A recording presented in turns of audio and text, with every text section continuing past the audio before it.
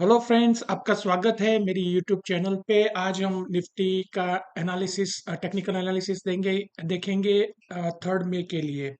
On second में Nifty strong gap up opening and mostly strength bullish zone में ही trading हुआ। So definitely there is a strength. Last closing में थोड़ा selling आया 30 minutes, from top almost it went to I think 18133 and then closed at 18147. Third मे का indicators देखे तो मेरा फेयर वैल्यू है 18149, उससे नीचे है क्लोजिंग। लास्ट वीक जो था हमारा 1865, फेयर वैल्यू था 1848, मींस क्लोजिंग ऊपर था। ये पहली बार आज देख रहा हूं मेरा फेयर वैल्यू क्लोजिंग से ऊपर है। तो careful on buy side, okay. I am not saying that Nifty can't go up on third में। आई एम जस्ट सेइंग कि थोड़ा कॉशन रखे और लेवल के हिसाब से चले। निफ्टी अप ट्रेंड कंटिन्यू करेगी 18207 पे। अगर ब्रेक करती है निफ्टी 18207 और सपोर्ट रखती है 18175 के ऊपर, हम क्या कर सकते, मीन्स हम जैसे 18207 उसने ब्रेक किया तो हम ऐसे बाइंग में आ गए और बिना देखे we just kept our long position और 18175 ब्रेक हुआ और निफ्टी उससे नीचे ट्रेड करना चालू किया। तो वो साइन है कि अभी प्रॉफिट बुकिंग है। सो ट्रेंड कंटिन्यूएशन के लिए उसको ब्रेक करना है थर्ड में को 18207 को, और अबव 18175 उसमें स्ट्रेंथ रहेगी। रिवर्सल रिवर्सल कहाँ आएगा?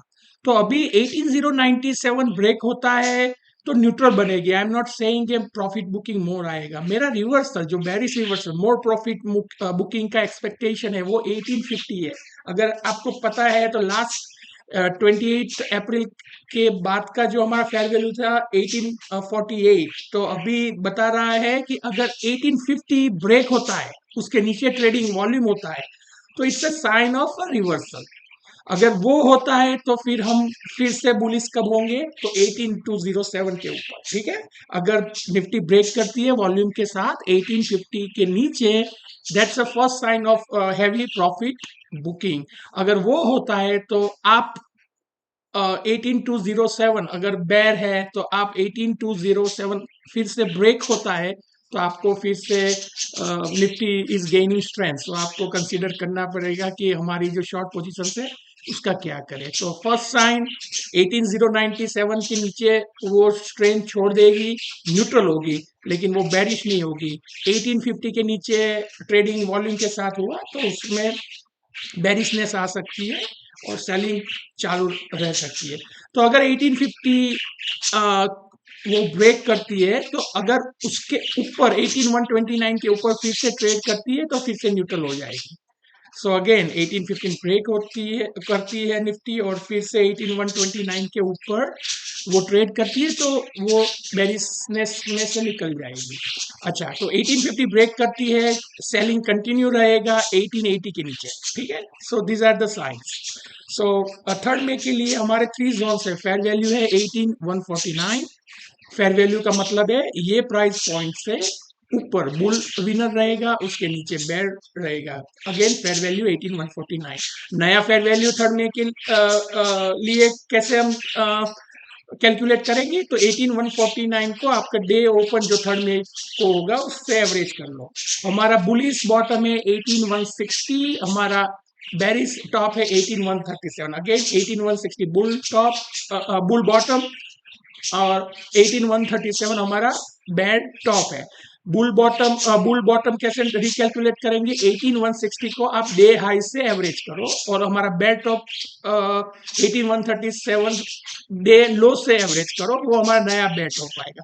बैड टॉप और बुल बॉटम का क्या महत्व है? तो वो बेसिकली सेंटीमेंट। अगर बुल बॉटम के ऊपर निफ्टी ट्रेड कर रही है तो स्ट्रेंथ है। Careful on short side. अगर निफ्टी बेयर टॉप के नीचे ट्रेड कर रही है तो careful on the by side, sentiment वो रिप्रेजेंट करती है। लेकिन बुल और बेयर में विनर कौन है वो हम फेयर प्राइस से डिसाइड करेंगे, ठीक है।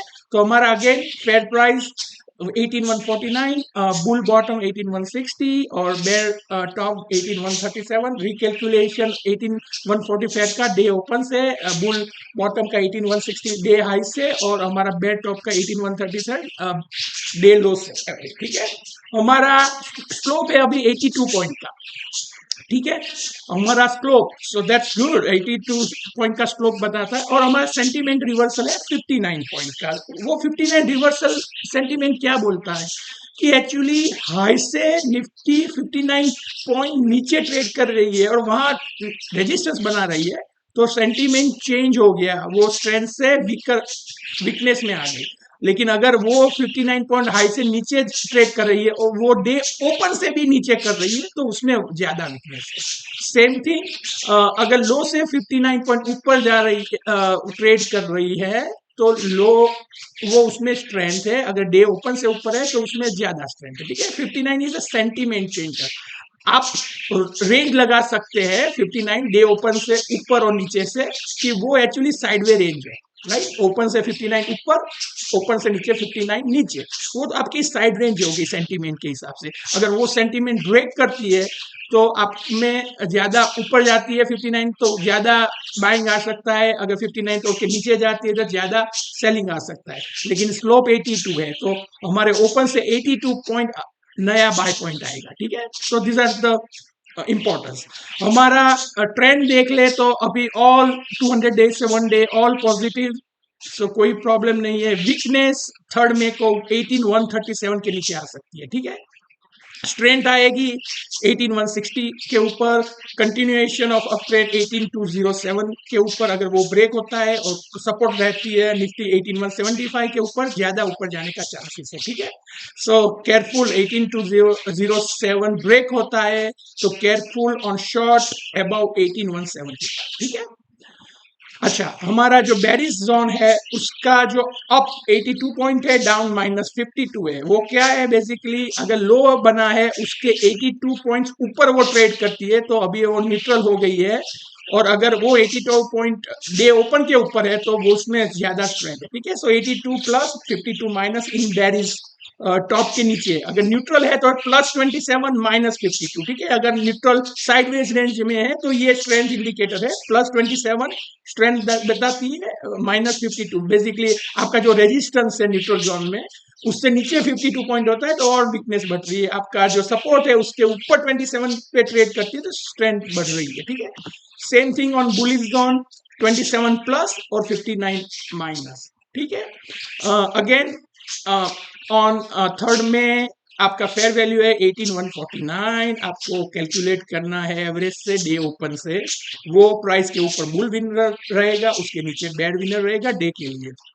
हमारा बुल बॉटम 18160 और बेयर टॉप है 18137, ठीक है। अब अगर आपको एनालिसिस अच्छा लगा तो आप अपने फ्रेंड्स रिलेटिव्स कलीग्स सबको शेयर करें ये यूट्यूब चैनल के बारे में, और don't forget to subscribe. Thank you.